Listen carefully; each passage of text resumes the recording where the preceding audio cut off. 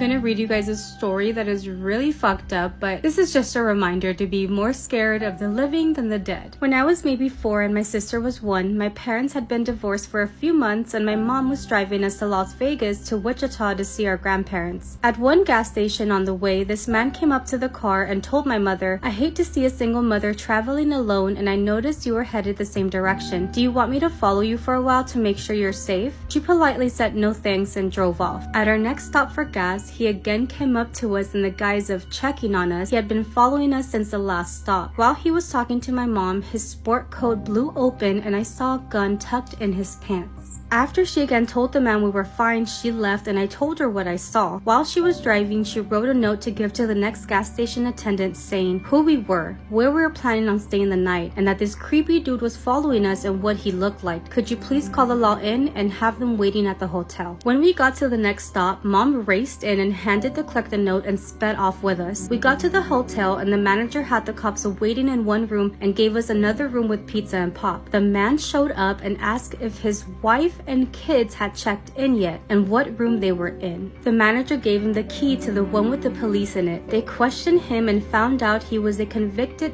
rapist and also had a warrant out, so he was arrested. Can you imagine what would have happened if that little girl hadn't seen that pew pew? Or if the mom was just like, "Oh, you were saying things that was nothing." Thank God that lady listened to her daughter. Let's talk about something terrifying. So if you've seen a lot of my videos, then you know that this is very unusual for me to be filming from my bed. And before I get into my own personal experience that happened a couple nights ago, I just need to know if anyone else has experienced waking up in the middle of the night right before something weird happens. I don't know how else to explain it other than I woke up knowing that something was wrong or something was going to happen. And I was trying to calm myself down because I have terrible anxiety and I do not sleep very well, period. So I thought I was having a panic attack and tried to get myself to go back to sleep. I consistently have my TV running because I do not like silence. I do not like the dark. I like hearing noise because it makes me feel like I'm not by myself. Anyways, I'm trying to get myself to go back to sleep and I just cannot fall back asleep. I'm like wide awake at 3:40 in the morning. And I have these vinyl records like hanging up in my room. They've been there for around 2.5, 3 years. And I've never had this issue before. So as I'm easing myself back into sleep and like trying to convince myself that there's nothing wrong and I just like woke up for no reason, one of my vinyls falls off the wall. So I'm sitting there thinking like, that's really weird. Maybe it's all the fans going on in my room because I have like 3 fans during the summertime. And I'm still trying to get myself to go to sleep. Probably 15-20 minutes later, the freaking shelf that my vinyl was sitting on comes off the wall. Now, mind you, all of these little shelves are secured in the wall. Every single one of them has their own screws and anchors into the wall. And I don't know what it was. In that moment, I knew that I was awake for that reason. I don't know what it was. That's why I'm asking if people have had experiences like this that they just cannot explain. And this is also not the first time where I have woken up right before something weird happens or like something coincidental happens. And if you've been here a long time, then you know exactly what I'm about to say. I do not believe in coincidences like that. Take that as you will, but I do not believe in coincidences. But yeah, if anyone has experiences with stuff like that happening, please let me know, because I tried telling other people about it and a lot of people were like, that's really weird. Do you want to see a real-life ghost caught on camera? I'm originally from Indiana, but I'm in Louisiana right now. Louisiana is known to some of the most haunted places in America. Some of the worst voodoo in the world. Spells, curses, the list goes on. Behind me is the Myrtles Plantation. The Myrtles Plantation was built in 1796. It was home to a lot of slaves and at least 10 murders occurred here. One of the most infamous deaths was Chloe. This is the Myrtles Plantation at night, and Chloe was one of the many slaves who were homed here. An evil slave master by the name Clark Woodruff lived here at one point, and Chloe was one of his many slaves. Legend had it that he started sleeping with Chloe, and then whenever she threatened to tell his wife, he started taking his anger out on her. Him and the entire family would sit up late at night. Him and his wife and his children would talk about Chloe. He would make up lies on her to give her a really hard time, and on one of these nights, she overheard him talking about her yet again, and he found out that she was actually listening in on his conversation, which angered him so badly. He was so upset, and as punishment had her ears cut off. This is where the story takes a dark, dark, dark turn. It gets so scary. Because Chloe had her ears cut off, she decided to get revenge. Now, given the fact Chloe was a maid, she did a lot of work around the house. She would clean, cook dinner. One of Clark's children had a birthday coming up. This will play into the story in a moment. It was his daughter's birthday, and they wanted Chloe to make the cake. Chloe poisoned it. They didn't have a big party, it was just Clark and the family there. Him and his wife and his daughter all got severely sick, and they passed away. Somehow everybody else in the neighborhood found out about this, and Chloe was sentenced to a hanging in the front yard on one of these two trees. Now, if you don't think this is a real ghost caught on camera, I don't know what is. Like I said, because Louisiana is known as one of the most haunted places in America, multiple ghost investigators have visited the Myrtles plantation and have tried contacting Chloe, and she contacts back very well. This right here was a photo taken by, I believe, a ghost investigations team. If you look really closely, the house right here has lines on it. You see those lines going down? It's like the panels of the house. You can still see those lines in this apparition, as if she's see-through, because she obviously is a spirit. You can see the lines of the panels of the house right through her.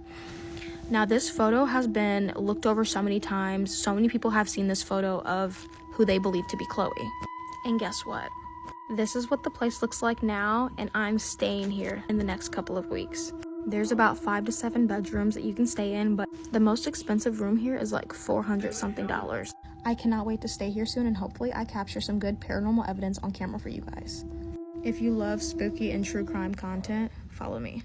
We're gonna pretend it's Halloween, okay? Thank you. Oh my god, brr, it's not hot as fuck outside in Texas. Actually, it's not that bad today. It's 86 degrees. It's been raining like crazy outside. Perfect mood for scary stories. Just in case you wanted to know what they were, they're crosses. So this guy says that when he was 20 years old, he would usually stay really late out with his friends, and he wouldn't come home until like 2 or 3 in the morning. On this particular night, he was again hanging out with his friends, and they dropped him off down the street around 2 in the morning. He explains how he was always used to the streets being so quiet, everybody being silent, like there was no noise, and that's exactly what it was that night as well. He finally gets to the front door of his house, and he's looking in his pockets for the key, and when he finds it, he's about to open the door, and he feels a hand on his shoulder. He quickly turns around because obviously he didn't expect anybody to touch him in the shoulder or to be out in the streets, and he realizes that it's his elderly neighbor, and this lady works as helping women give like home births. I forgot the word for it, but there's a specific word for people who do these. Is it a midwife? I think. Let me know if I'm wrong. Seeing that it's his neighbor, he obviously relaxed a little bit, but he notices that she's carrying around this really big pumpkin in her hands. The lady tells the guy, "Can you give this pumpkin to your mom? Tell her that it's from me." Obviously he says yes, gets a pumpkin, and then tells her good night and goes inside his house. When he walks into the house, everything is dark and everybody's asleep, so he just goes and leaves the pumpkin on the table, and then he goes to his room to go to sleep. The following morning, he gets woken up because his mom is screaming at him from the kitchen, yelling for him to get up. He literally runs downstairs because he thinks something is wrong, like something's happening, and he's thinking the worst, like did somebody break in, what's going on? So he runs down there to the kitchen where his mom is. When he gets to the kitchen, he looks at his mom, and his mom is looking annoyed and really pissed off. She's looking at him and saying, "What is this? Last night we went to bed after dinner and this was not on the table. What happened here?" So as she's asking all these questions, he's literally looking at the table because he's not believing what he's seeing. He was still looking at the pumpkin that the lady had brought, but this pumpkin was rotten. There was like worms coming out of it, but that's not what he remembered last night. I mean, he held on to that pumpkin. It was solid. It wasn't spoiled. There was no smell. So he just doesn't know what to make of this. He explained to his mom what happened last night with the neighbor, and he got a little bit mad because she was getting mad at him. So he was like, "Well, why don't you go ask the neighbor why this pumpkin is rotten? Why are you asking me for it? She told me to bring it to you, and it wasn't rotten when she gave it to me. She told me to give it to you, that it was from her, so why don't you go and ask her about it?" The mom wasn't understanding like what neighbor, who told you to give this to me, so he repeated, "The neighbor, the elderly lady, the one who helps the women give birth." Said that his mom got like this really weird look on her face and got mad at him again, and she was like, "Stop saying dumb things. That lady died 2 weeks ago. Who are you talking about?" He had no idea that this lady had passed away, but he kept reassuring his mom that that's the lady who gave him the pumpkin, and honestly they never figured out why that lady gave the pumpkin, why he saw her her even though she had died. Like, they are still confused about the entire situation. But what do you guys think? Why would that lady give his mom the pumpkin and then it went rotten? Like, I don't know, that doesn't seem good to me. I have another creepy story about Epping Forest. This one is from an American couple. Would you believe it? International news. This couple have never been to the UK before, and one of their friends is getting married, and she's getting married in London. When the couple see the prices of what it will cost them to stay in the place where they're getting married, they're like, that's just kind of out of our budget. And so they ask the bride, where is a good place to stay? And she says, anywhere on the Central Line. And the couple realise the further they get out into Essex on the Central Line, the cheaper the prices are. And where's the last place in the Central Line? Epping. They decide to stay in like a lodge, B&B type thing in Epping. Arrive on the day of their stay, and immediately they are like overwhelmed by the history of the place. It's like 300-400 years old. The person shows them to their room, and immediately there's a smell. It smells old, it smells dusty, musty, but not a problem. They are a couple. They ask for a couple's room, but all that was available are these 2 twin beds, and so they make the best of a bad situation. They do experience a few problems, like they can't get the hot water to work, so they have to have cold showers. But when they go and get the staff come up and the water is working fine, like there's nothing wrong with it. The next thing they have is when they're actually trying to go to sleep, the room is constantly too hot or too cold, and they said it's almost like they were freezing and shivering the whole time, to the point where they thought maybe we're coming down with something, because the next minute there'd be dripping sweat. It was like they just couldn't get the room to heat up in the right way. Then most annoyingly, as soon as they get into bed and they turn the lights off, there is such a gap underneath the door, or where the floorboards are not quite straight because they're old, that the whole light they can see in their room, and it's making it extremely bright. And so they go to the staff and they say, is it okay if we turn that light off? And the staff are like, yeah, but the only thing is it's the motion detector light, so realistically it will only go off if somebody walks past. The couple was like, well, it must be broken then because it's been on the whole time. So hotel staff agree to just turn it off by the main, so at that point there is no electricity outside at all. They settle back in their bed, and finally it's completely dark. They fall asleep, and it was hard to fall asleep because they're shivering, sweating, alternating. And then at 3 a.m. the wife is awoken because the light outside the room has gone back on, and she can't believe it. She's furious at this time. She's only just fallen back to sleep. She realised that her husband is already sitting on the end of the bed putting his shoes on, and she thinks, okay, cool, he's got it sorted. And so she says to her husband, God, how annoying. I just finally drifted off. And he agrees. So she's looking at her husband, expecting him to stand up and leave the room, go and speak to the staff, but he doesn't. He just sits there, frozen. She says, is everything okay? Are you going to go? And he says, no, I don't want to get my shoes on. I don't want to go and walk out there in the cold. I can't be bothered. I'm just going to stay like this with my head in my pillow. And she says, what do you mean with your head in your pillow? And she looks across, and her husband is laying with his back to her at the wall with his head in his pillow. And she looks back at the man at the end of the bed with his boots on. And she closes her eyes and she screams. And her husband sits up, and by the time she opens her eyes, the man with the boots is gone. 0 stars on TripAdvisor. 0 stars. I want my money back, and I will go to a travel lodge next time. This woman was literally so fat that she sat on her 10-year-old foster child and unalived him. And I'm not for body shaming, but this woman is an absolute monster, so we are going to make fun of the fat, ugly pig that she is. This is the story of how Jennifer Wilson unalived a 10-year-old boy named Dakota Stevens. I do want to give a trigger warning right away that this video does involve the unaliving of a minor. Please take care of yourself. Your mental health matters. Also, just a disclaimer that I'm just a girl, I am not a lawyer, and all this information is publicly available. In April of 2024, in Valparaiso, Indiana, first responders discovered a 10-year-old boy named Dakota Stevens unresponsive. Dakota had been placed into foster care just about a month earlier, and surveillance footage revealed that Jennifer Lee Wilson, his 48-year-old foster mom, sat on Dakota's chest for about 5 minutes as a punishment for acting bad. According to the affidavit, she believed he was faking how much pain he was in. I mean, look at the size of this woman. She weighed 340 pounds. She could sit on an elephant and it wouldn't be able to breathe or talk and say how much pain it was in. A neighbor had witnessed Dakota running to other houses in their neighborhood, asking to be adopted and claiming that he was being hit by his foster parents. this child was asking for help. He was crying for help. After Dakota was sat on by his fat-ass foster mom, she got up and realized that he was blue and unresponsive, so the police were called. Dakota was airlifted to a hospital and passed away just 2 days later from his injuries. This incident was ruled a homicide from mechanical asphyxia, and Dakota weighed just about 90 pounds at the time, while Wilson weighed 3,000 pounds. Just kidding. She weighed 340 pounds. But a 340-pound woman has no business sitting on a 90-pound child. I just want to make sure we're all clear on that. So Jennifer admitted to the act and pleaded guilty to reckless homicide in October of 2024. In January of 2025, she was sentenced to only 6 years in prison. She should be serving 340 years if you were to ask me. Dakota was described in his obituary as a child who, quote, loved the outdoors and, quote, marched to the beat of his own drum.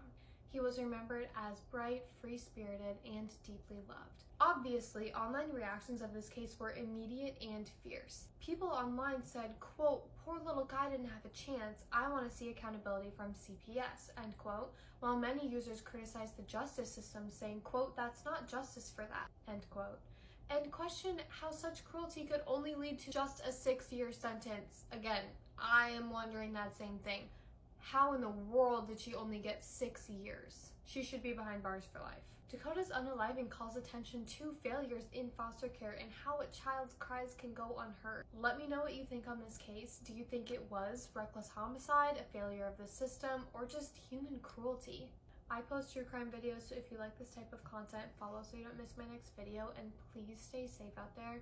You never know what's right around the corner. I have another creepy story about Epping Forest. This one is from a girl who used to go to school with somebody who lives on Hangman's Hill. If you don't know what Hangman's Hill is, it's basically a paranormal hill where you go, you park, you put your car in neutral, and your car will be pulled uphill. And apparently it's an executionist, a hangman, and he is pulling you towards the hanging tree where you will meet your maker. So this girl starts at their school and she's very shy, she doesn't have many friends, and she goes out of her way to make friends with this girl. One night she invites her over for a sleepover with some other girls. Total there is 5 of them, and she just says that the family was strange. They didn't seem to have any warmth within their home. There was no like friendly conversation, there was no casual conversation.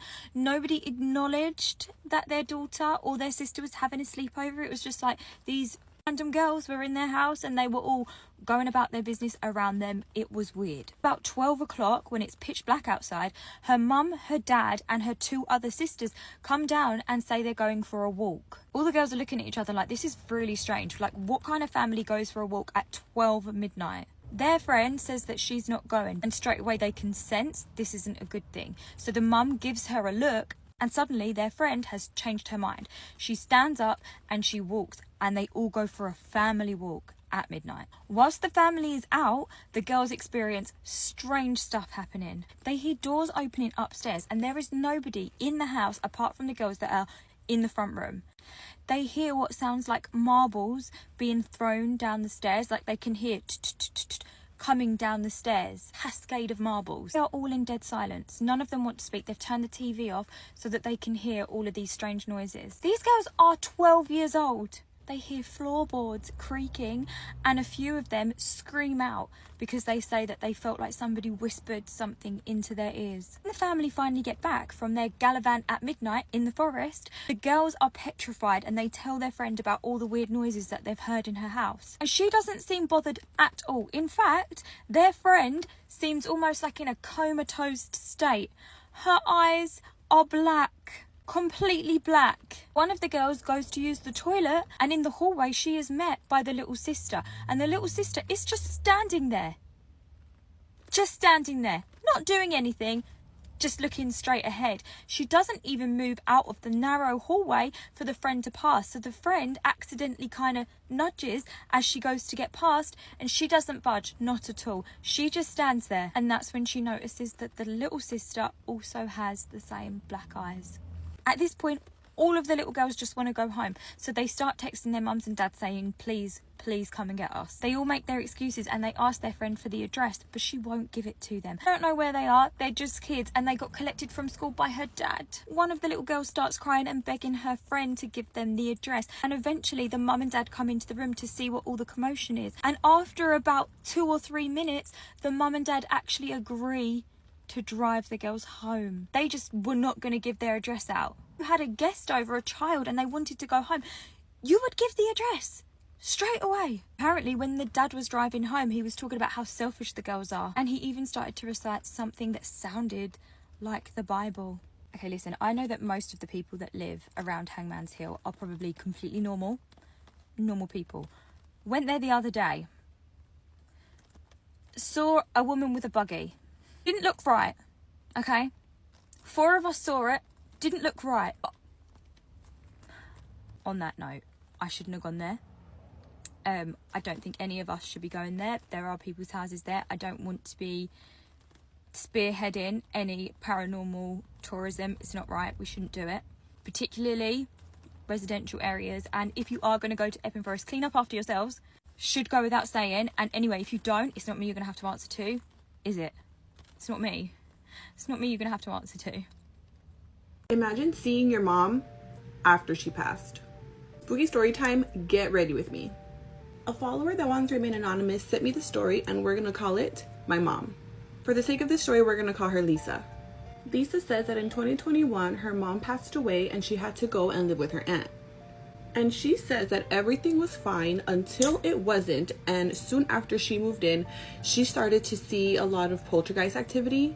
She would hear a lot of loud noises, things falling on the floor, doors slamming. It was just a lot of things that she hadn't experienced before. One day, she's just relaxing and she hears this loud noise, so she goes and she checks and she thinks it's coming from the kitchen. So she goes to check what that noise was in the kitchen, and the stove burner is on and all the cabinets are open. So one night she's getting ready to fall asleep. She's in her bed, she's relaxed, and she's facing towards her bedroom. Her wall is on her back. So she says that again, she's just chilling there and she clearly hears heavy breathing. She opens her eyes and she clearly sees 2 little white eyes just staring right at her. She turns on the flash on her phone and of course, whatever was there is no longer there. It's gone. She does say that she was very exhausted that day, so she's kind of like, maybe it was my imagination. After a few days, she completely forgets about it. So one random day, she gets home, she wants to relax, so she goes to her bedroom and then she sees a note on her bed. She goes and she checks the note, and the note says, "I'm here." You already know what I'm going to say. Hell no. And Lisa says that after that, she started having really scary dreams about her mom. And she swears that she is not crazy, but she swears she started seeing her mom in really random places. She would see her like at school, or if she was shopping at the store, she'd just like see her, like just really weird. And she swears to this day she still sees her. What do you guys think? Thank you so much to Lisa for sending me this spooky story. If you guys have any other stories that you'd like for me to read, please send them via DM or email and I'd love to read them, and I will see you guys in the next spooky story. Bye! It's so tragic. They literally had everything to look forward to, a new baby, a fresh start, but suddenly a murder and a huge manhunt for the wrong man. Then there was another death that nobody was expecting. Honestly, buckle up for a lot of twists and turns in this case. The evening of the 23rd of October 1989. Charles Stewart and his wife Carol seemed to have this picture-perfect life. They both had amazing jobs, they were married, they seemed to be happy to the outside world, and Carol was actually 7 months pregnant with their first baby. They had this like amazing home in the suburbs. Honestly, it was like the American dream. On the night in question, they were actually heading home from a childbirth class at the local hospital in Boston when tragedy struck. Charles frantically called the police, begging for help. He cried out on the phone, "My wife's been shot and I've been shot." He said, "Oh man, it hurts, and my wife has stopped gurgling, she stopped breathing." Police and ambulance obviously raced to the scene, desperate to try and save the lives of not only this poor innocent woman, but also her unborn child. Although they were initially able to save the premature baby, the baby did then die just 17 days later. Charles was also shot, like I said, but his injuries were not life-threatening. So police knew that he was kind of the key to trying to solve this case and figuring out who the hell did it. They were desperate to find out who was responsible for A, such a brutal killing, and B, why would they have done this? So they got as much info as they possibly could off Charles. Now, he said they'd been sat in the car when a black man in a tracksuit carjacked them and robbed them. So immediately they've got a motive. It's obviously like a robbery gone wrong, but it didn't really explain why the man felt the need to shoot them both. And also, I know this sounds bad, but like, why didn't he kill Charles too? Because obviously he's leaving a witness. And locals were absolutely terrified of this seemingly random gunman on the loose. The police presence in the town just like ramped up massively. There was always constantly loads and loads of police officers just patrolling, helping the community to feel safe, and a massive manhunt was underway for this guy. But something was off. Carol's friends actually came forward to police to tell them that they felt like her marriage to Charles wasn't actually as happy as Charles had made out. Charles had been constantly moaning about her just prior to her death and had even joked that they should try and kill her. But he was sticking to his story like glue, and he even actually pointed the finger at a local man called Willie Bennett and caused him to be arrested for the murder. And police were really confused. Like, was the husband lying? Was he telling the truth? Who was the real killer? And Charles was so adamant that this Willie was to blame that he even had these like strong physical reactions when he saw him in a police lineup. Then in the January after, Charles's brother came forward with a shocking confession. Brother Matthew stated that he had been involved in Carol's murder, but he said he hadn't realized it was going to be a murder. Matthew said that he was supposed to be involved in a jewelry insurance scam to earn some money. He said that his brother had got him in on this, and on the night of the murder, Matthew said he met the brother Charles and he was given a Gucci bag with Carol's jewelry and a gun, which he then threw into the river. That was like his role in this. Matthew insisted to police that he had no idea that his brother was going to kill the wife. But no one knew if this was really the truth. Was Matthew kind of coming forward now just to try and get off a little bit lighter? Was he just kind of half admitting to something? Regardless, it felt like it was all massively falling apart for Charles and his original story, because quite clearly he'd been lying. Then there was another massive shock for the locals. Early on the 4th of January, Charles drove to the Tobin Bridge over the Mystic River and jumped. Charles was gone, and gone was the opportunity to get justice for Carol and Carol's family. Now, Matthew, the brother, was ultimately found guilty of obstruction of justice and insurance fraud, but he also later died in 2011 from a substance OD. Now, Willie Bennett, who, if you remember, had been accused by Charles, was actually fully cleared, and the government even apologized to him. And the government apologized, and rightly so, to the black people in the area for their treatment of them throughout this whole investigation. These are 10 haunted places that I would like to visit. So starting off strong with the Villisca Axe Murder House at my number 1. Today is actually the anniversary of the murders themselves, June 10th. I just think this is a super doable trip for me because it's in Villisca, Iowa. I live in the Midwest. It's definitely a day trip kind of thing for me as well. My brother went there for his high school graduation. He confirms that it is definitely haunted and it's not oversaturated with people trying to get a glimpse at their first paranormal experience. So it's definitely out of the way for a lot of people, but not busy enough where it would make me anxious. So that's number 1. Number 2, the Goldfield Hotel in Nevada. I have wanted to visit this place ever since the Ghost Adventures episode came out about it. I've always had an affinity for that place. I don't know what it is. I think it's super interesting. I like the story behind it. And again, I don't think it's oversaturated with people that are going to go see that place, as opposed to the Queen Mary, which is on my list, and the Winchester House and more famous places like that. So number 3 on my list is the Queen Mary ship, and I understand I'm going to get a flood of comments saying that is so basic. You just said that you wouldn't include anything basic on your list, especially that high up. Tell me one other place that has a turnover rate where people go in non-believers and come out believers. We have so many large creators on this app on YouTube that have said that that was their first paranormal experience, and I'm here for it. I've never experienced poltergeist activity, and that is why it's so high up on my list, is because I think I have a good chance at seeing something move, open, whatever. It's my dog. So number 4 is the Conjuring House. This is obviously, again, a very basic decision on my part. However, Anyone who knows me knows I love the Conjuring movies. Anyone who knows me knows I have an affinity for the Warrens. Say what you want about them. That house is indefinitely haunted. Can't change my mind. And I'm trying to see what's up in the house. Although I know some malevolent ass spirits live there, and I'm not down with the demons. I'm not down with the jig on the evil spirits, okay? I've had my fair share. So number 5 is the Island of the Dolls, La Isla de las Muñecas in Mexico City. This was probably one of my very first real obsessions with something haunted, specifically because of BuzzFeed Unsolved when they were first starting out and because they were so raw with the camera.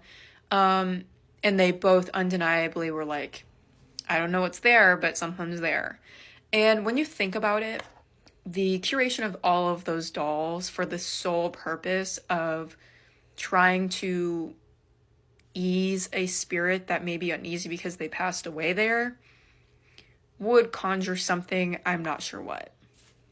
Number 6, anywhere in New Orleans. I genuinely think that I don't really need to explain it other than New Orleans is a very culturally rich atmosphere that has a lot of origins in the paranormal world, specifically voodoo and black magic, that it's just undeniable. They have kick-ass food, kick-ass music, and kick-ass culture. Like, need I must say more.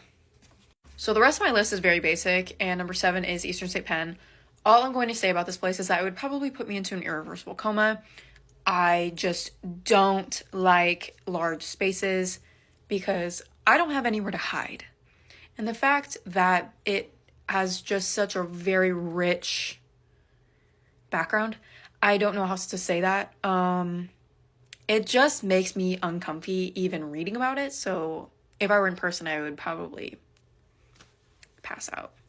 So number 8 on my list is a little controversial, and I know some people are going to get pretty fired up about it. And that is Ed Lorraine Warren's Cult Museum. I know that it's closed right now and that they're trying to relocate to a new place, but I know it closed and then Lorraine Warren passed away.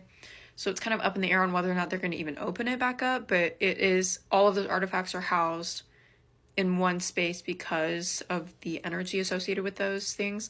But if it ever does reopen, I think I would go for solely educational purposes, because whether you like them or not is solely up to you. But I don't think we can really deny the fact that they have revolutionized a lot of different things in the realms of demonology and paranormal happenings from the standpoint of non-believers. They were very passionate about making people believe in the afterlife, specifically spirits and evil entities and demons. And I think it would be very cool to be in the same place as the people who were once there, if that makes sense. Number 9 on my list is the Amityville Horror House. I can't say it fast. I literally just looked up how to pronounce it because I was pronouncing it brutally wrong. Again, very rich in the backstory and the fact that the murderer died 3 years ago now, 2 years ago, very recently. Kind of intrigues me a little bit. I'm a big true crime gal. I think being in that house would be very interesting. And again, I don't think there's a huge oversaturation of people that want to go there, so works out for me. And number 10, the Pine Barrens. I'm gonna be honest, I don't know a lot about it. I just decided to put it because I read Dense Woodland, and we all gotta move out of our box sometime and our comfort zone sometimes. I do know it's the home of the Jersey Devil. And I do know that I don't like dense woodlands. I don't like the dark, and I don't like being out in the open. So it's like a lose-lose-lose situation for me, but I'm willing to take that chance if it means I can expand my mind a little bit and maybe get more comfortable. However, I've heard some really weird stories about that place, so I don't know. Here are my honorable mentions. So number 1, the Stanley Hotel. A lot of people who know me in real life are probably very shocked that I didn't include that because I am a Stephen King die-hard fan. I don't like altitude, and when I go to haunted places, it makes me very nervous as it is. And if I was already feeling really anxious about altitude sickness and I'm there, lose for me, and I'm not willing to take that chance. 2, the Sally house. This is for very obvious reasons. I said I don't like demons, and I stand by that. The Winchester house is my third one. I just feel like there's a large oversaturation, and I think that the only good way to get a good experience would be going at night. And again, I am not down for that, especially for that place. The only place that I would go overnight for is probably the Queen Mary and the Conjuring house. But that's it. Number 4, Lizzie Borden house. I don't need to explain why I wouldn't go there. Again, oversaturation, and I feel like you would have to spend the night there, and I'm not willing to do that. Number 5, the Trans-Allegheny Lunatic Asylum. Again, not a fan. And the name of it, I just don't like. And of course, the White House. And the only reason why I can't go to the White House is because I'm not important enough. That's it. It's the total opposite of what normally happens. Usually killers say to the police, I didn't kill anyone, don't lock me up, and they lock them up anyway. Well, this guy said, don't let me out of prison, I am going to kill people. And they let him out anyway, and guess what happened? Nico Jenkins was born in Colorado. There were signs there from day one. From a very early age, he had behavioral issues. He even brought a G into school at age just 7. Now, he claimed at the time that voices told him to do this, and this would kind of be a theme throughout his life. He was placed into foster care due to how unstable his family home was, and there was a lot of violence and things that he witnessed from a younger age that just no child should ever have to witness. It felt like crime was all he knew. He even joined gangs and got involved in committing a lot of crimes, such as armed robbery at the age of just 17. He and his cousins all carjacked a man at G Point in Omaha and then robbed him. Now, he was put in prison and sentenced to 21 years for a collection of crimes, including this one, due to just the severity of the crimes, even though he was pretty young. But he did not stay behind bars for long. Nebraska has a law which basically cuts your sentence in half if you behave well behind bars. So after just 10 years, Nico was due to be released. But he had a chilling warning for everybody inside that prison. He said, if you release me, I will kill. He was warning everybody in the lead up to his release date. He said he was mentally unwell. He needed mental health support. He was hearing the voice of an Egyptian god and would have to obey that voice. Even went as far as to write letters to judges and prison professionals, just warning them of his plans after he would be released. He said he was a danger to society and he needed mental health treatment. But despite these terrifying warnings, he was still released as planned in July 2013. By this point, he was 26 years old, and he stuck to his word. He was ready to reoffend. On the 11th of August, he randomly shot 2 unsuspecting strangers. This was Juan Pena and George Ruiz, who had been sat in their cars. Now, it's believed he'd lured them out of a bar by using 2 females that he knew. Females apparently promised these men an intimate encounter. After killing, he then robbed the victims. This was just days after he was released, bear in mind. Then again, just days later, he was at a party when he actually bumped into a guy that he did know from prison. This was Curtis Bradford, and by the looks of things, the 2 were actually friends in prison.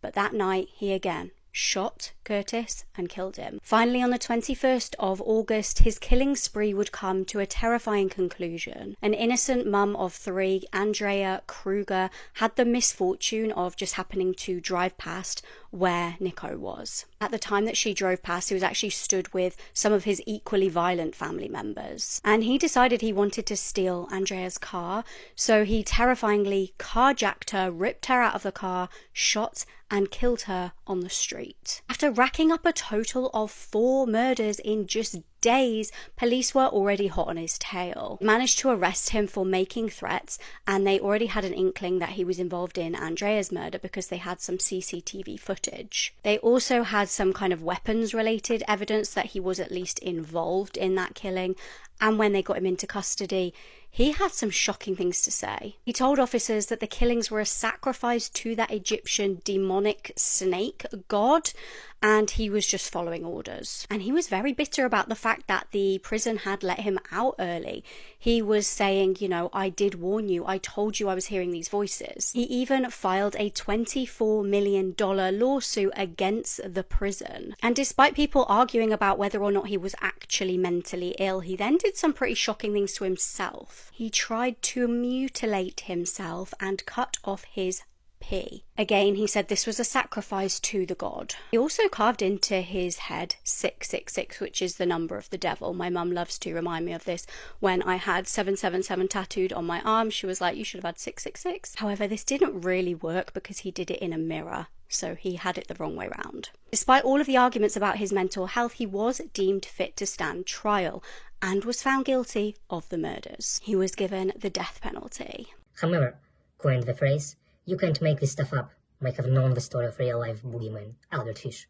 A slight, elderly man with grey hair, no one suspected the kindly single father of being sadistic child murderer and cannibal.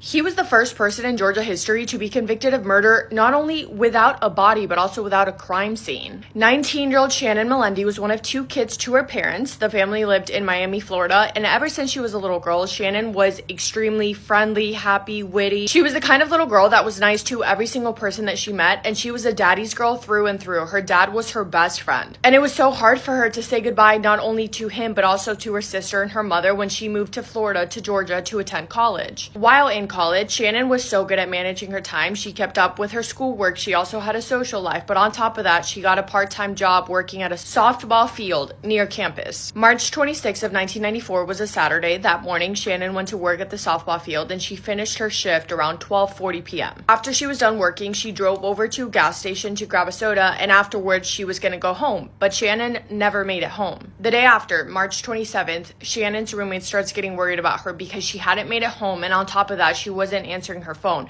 So her roommate decides to call her family over in Miami. Her little sister answered the call and said that she also had not heard from Shannon. And when her parents got home later that day, she told them that Shannon's roommate had called worried about her, and instantly both of the parents felt a sick gut feeling. Shannon's roommate Athena gathered a few of her friends to start driving around looking for Shannon, and that's when they found her car. It was in a parking lot of a gas station, empty, unattended, unlocked, but with the keys still left inside of it. That's when Athena called 911 to report her friend a missing person. And this is frustrating but not surprising. Initially, officers didn't take this case as seriously as they should have at all. They believed that Shannon ran away and left on her own accord, and because of that, when her car was found, there was not a proper search and or examination of the car. It was just released to Shannon's roommate. Later on in the case, months later, when they finally do a proper search of the car, they realized that it looked like it had been wiped down, almost as if the kidnapper took the time to wipe away any possible fingerprints or evidence left behind. Regardless, Shannon's parents kept urging the police, telling them that there was absolutely no way that Shannon would have left without letting anyone in her life know where she was going. So, to start their investigation, they go to the softball field where Shannon was working the morning of her disappearance. They end up interviewing around 400 to 500 people that had either been at the softball field or could have information regarding it. And that is when the name Calvin Butch Hinton got brought up. He was also employed working as an umpire at the same softball field where Shannon worked. And he was also there working the same morning of her disappearance. Witnesses who were present at the time stated that his behavior was a bit unusual that morning, specifically towards Shannon, because they said it almost felt like he didn't care about the game, like he didn't care about what was going on the field, because he spent his entire time there paying attention to Shannon, looking at her, staring at her, instead of paying attention to what was actually going on. Calvin Butch Hinton, who we're going to be referring to as Butch, was a disgusting man. He had a criminal record. On one occasion, he went to his employer's house and S8'd her, and another time he called his brother's ex-girlfriend, who was 14 years old at the time, to tell her that his brother was back in town and asked her to meet up with them. When she showed up to meet them, she found out that Butch was lying. His brother wasn't there, but by that time, Butch had completely overpowered her, restrained her with rope, abducted her, and took her to his basement. She was luckily able to escape, but for that, Butch was charged with kidnapping and he served time for it. So, not a good good guy, and police questioned him about Shannon, Butch claimed that he did know who she was because they worked at the same place, but he had no idea where she was or what happened to her. Only days into her disappearance, police got a huge break in the case. A man called the police number that was on the missing persons posters. He called from a phone booth to let them know that Shannon's shorts were blue and not green. When describing the last outfit that she was seen in, the media reported that her shorts were green, but they were in fact blue. And the operator on the phone is like, okay. And the man then goes on to identify himself as the person who kidnapped Shannon. He said that he was the person who got her at the gas station, kidnapped her from there, and that at that point she was still alive and well. He then said that he would keep her, quote, until he was done with her, end quote. The man told the person on the phone that as proof to show that he did in fact have Shannon, he would leave behind a piece of her jewelry inside of that phone booth that he was calling from. And he did. When law enforcement showed up to that phone booth, after tracing the location, on the ground was Shannon's ring, left behind inside of a small bag. Meanwhile, officers get a search warrant to search Butch's house. They dig up his backyard and they find a lot of women's clothing. However, none of the pieces belong to Shannon, which is so alarming because who did they belong to? But then Butch's house goes up in flames. There's an investigation started on it to figure out what was the cause of the fire, and it is ruled that it was started intentionally. Police believe that Butch did that in order to be able to claim and collect on a $185,000 home insurance policy, and because of that, he was arrested and charged with fraud. He went to trial for that and was sentenced to 9 years. So Shannon disappeared March 26th of 1994. Butch was released from jail in 2003, and there had still not been any arrest made in connection to Shannon's case. But this entire time, which I don't know why or how it took so long, but throughout his time in jail, police were working on building a case against Butch. They really believed that he was their guy. Because of his connection working at the same exact place as Shannon, because he was working there the morning that she disappeared, because of his previous criminal record, and investigators learned from neighbors that on the night of the day that Shannon disappeared, Butch was in his backyard setting fire to items, seemingly to get rid of them and probably to destroy all the evidence against him. Investigators also learned from Butch's cellmate that while he was in jail serving time for the insurance fraud, one time he randomly woke up in the middle of the night and yelled, quote, "I didn't do this. The demon inside of me killed that girl," end quote. And that was just another thing that made him look extremely suspicious. So even though they did not have a body, when they felt like they did have enough evidence, authorities arrested Calvin Butch Hinton and charged him with the kidnapping and murder of Shannon Melendi. He was found guilty, making him the first person ever in Georgia history to be convicted of murder without a body and without a crime scene. He was sentenced to life in prison. Then in 2006, Calvin Butch Hinton made a full confession. He told authorities that the day that Shannon disappeared, he asked her to get lunch with him. She agreed, and they got in his car and drove together to Burger King. Afterwards, Butch asked Shannon if she would be willing to drive his car because he had a leg cramp, and when she agreed, she got in the driver's seat to drive the car. He pulled out a weapon and held it up to Shannon, ordering her to drive the 25-minute drive back to his house. Once they arrived back at his house, he SA'd Shannon and held her hostage for 12 hours until he killed her. Butch told officers that he burned Shannon's body with gasoline at his property and disposed of her ashes in a bag. He said, quote, "I hate what I've done. I know I will never ever be forgiven by most people, and I accept that, but I'm so sorry. I've hurt so many people with the lives that I've told," end quote. So like I mentioned, he was sentenced to life in prison. However, under Georgia law, he is eligible for parole every 7 years. He has been denied parole multiple times thus far. And his most recent meeting with the parole board was scheduled for February of 2025. I'm pretty sure that he's still in prison, but I literally could not find any update past January of 2025. But I'm assuming that if he had been released, that information would have been easy to find, but I didn't find it. So I think that he's still in prison. I hope so. I'd like to think that he was denied. Since Shannon's passing, her little sister Monique has spoken out regularly about how much she loved her and how much she misses her. And this is a quote from her, quote, "I idolized my big sister. She was my very own personal superhero. She was smart and witty and somehow always managed to get me out of trouble with our parents. If only she was somehow able to get herself out of trouble on March 26th of 1994, end quote. Shannon's mother heartbreakingly passed away in 2021, and I want to end this video with a post that Shannon's dad made about her that made me bawl my eyes out. It's so sad.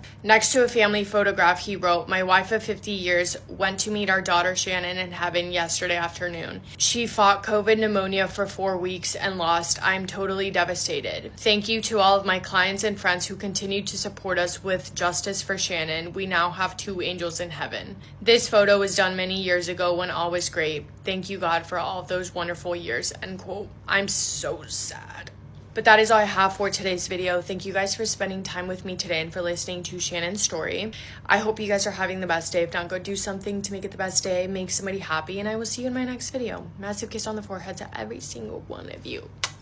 One thing that I will never be able to wrap my head around is how this little boy was killed in broad daylight in a park where it was witnessed by other kids. Actually, I take that back. He wasn't just killed, he was slaughtered. His throat was cut from ear to ear, and it was so deep that his spinal cord was showing. And his private area, as well as flesh from his butt and thighs, were removed, and none of it has ever been found. So many people saw his killer, and so far, this composite sketch has been shared worldwide. Yet whoever did this is still out there. In 2020, police announced that Christian Bruckner, the main suspect in the Madeleine McCann case, could be responsible. And it's crazy to me how much he looks like the composite sketch. But this case is still unsolved, and it is incredibly disturbing, so let's talk about it. This is Tristan Brubach. He was 13 years old when he was killed in broad daylight at a park filled with people in 1998. Tristan was described as super shy but really sweet, and he was known to be very street smart. His mom died by suicide 3 years prior to his untimely death, and it left Tristan's dad raising him alone in Hearst, a suburban on the outskirts of Frankfurt, Germany. This was a really tough time for him, but he found joy and spent most of his time just walking around his neighborhood. He also really loved animals, and although he was super shy, he would go out of his way to approach strangers who were walking their dogs just to be able to pet them. This brings us to March 26, 1998. That day, Tristan went to school like usual, but about halfway through the day, he started to not feel very good. He complained about his back hurting really bad, so the school excused him at around 1:30 p.m. Shortly after this, a fellow student saw him on a bus headed to the Frankfurt Hearst railway station. This student was one of Tristan's friends, but he was on a separate bus. But he saw him once more at around 2 p.m., still on the same bus as earlier. He tried to get Tristan's attention, but it didn't work. So the friend got off at the next stop and walked to the train station to try and find it. He couldn't. After a little while of searching, the friend just left. About 20 minutes go by, and another student walking home saw Tristan sitting on a bench alone at the train station. And at this point, nothing was out of the ordinary. The last time Tristan was ever seen alive was about an hour later, and this time he was at a park directly across from the train station. This was the Bruno Ash Anlage Park, and I'm sorry if I'm mispronouncing that. Tristan never made it home that day, and roughly 40 minutes later, his body would be found. A couple of children were walking home that day and discovered Tristan's body in the Liederbach Tunnel, which is a pedestrian tunnel that runs along an underground section of the Liederbach River. The kids ran back to the school to tell their teachers, and within the hour, police would be notified. This was an incredibly gruesome scene. Tristan had been beaten past the point of unconsciousness and strangled, but that isn't what killed him. His throat had been cut from ear to ear, the wound so deep that his spinal cord was visible, and this is what ultimately killed him. But it gets worse, so just brace yourself. Tristan's private area, as well as the flesh from his butt and thighs, had been removed as well, and to this day, none of it has been found. He'd also been stabbed numerous times. The knife that killed him was laying on the concrete right next to him, and whoever did this staged his body to make it look like he was sleeping. What's absolutely horrible is that 3 teenagers actually witnessed Tristan being killed, although at the time, they didn't know that that's what they were witnessing. But they weren't the only ones who saw Tristan's killer. The first person to see him was a 12-year-old little girl who was walking through the tunnel on that fateful day. She saw this man at about 3:50 p.m., so 30 minutes after he killed Tristan, popping out from behind a bush. He was wearing a hat and had a long ponytail dangling from behind. Another person who saw this killer was a paralegal in the area, who said this man came up to him and said, quote, "I just got out of prison and I've already screwed up," end quote, before leaving. So all of these people were interviewed and gave their description of the killer. The man was between 20 and 30 years old. He either had a repaired cleft lip or a big scar on his lip. Overall, he was just very unkempt. Some thought he looked homeless. From those descriptions, police were able to put together this composite sketch of the suspect, which was shared worldwide. It gave them some hope that the killer would soon be found, but sadly, that was not the case. Based on evidence at the scene, investigators believe that Tristan was quickly ambushed and killed near the river and then left to bleed out. Then the killer dragged his body to the tunnel where he proceeded to mutilate it. This all happened within 15 minutes. I know some might not think that 15 minutes is a long time, but this was a public park and tunnel. So the fact that he managed to do all of this in 15 minutes without one single person stopping him is so scary. After the composite sketch was released, someone close to Tristan's family came forward and said that she is certain that she saw this killer before. And even more creepy, she saw him with Tristan in the days leading up to the murder. The last woman that ever saw Tristan alive says that she believes she also saw his killer, but her description was a little bit different. That day, the woman was sitting on a bench in the park when Tristan sat down next to her. He was alone at this point, and he was smoking a cigarette. After the two had some small talk, the woman got up to leave, but as she turned around and looked back at him, she saw two men sit down on both sides of him. One of them looked pretty similar to the composite sketch. Tristan would be murdered 20 minutes later, not even half a mile away. So while his family was forced to have his funeral, the killer was still out there on the loose. And just one day after the funeral, a possible break in the case happened. It came in the form of a phone call. The supposed killer called the police, confessed to killing Tristan, gave them his description, and told them that he'd be waiting for them at the train station near where Tristan was killed. But when police arrived, he was nowhere to be found. Part of this phone call was released to the public, but this caller has never been identified. Christian Mörder. Wie bitte? Christian Mörder ist hier. Sind Sie? Ja. Und Sie wollen sich selber stellen, oder was? Ja. Ja? Wo sind Sie denn jetzt? Frankfurt Höchst. Frankfurt Höchst? Ja, und wo dort? Am Höchstbahnhof. Am Bahnhof? Ja. Umgebracht. Sie haben ihn umgebracht? Ja. Wie sehen Sie denn aus? Wie groß? 1,80. 1,80. Haare? Schwarze. Schwarze Haare. Lange oder kurz? Lange. Lange Haare. Nehmen Sie mich fest.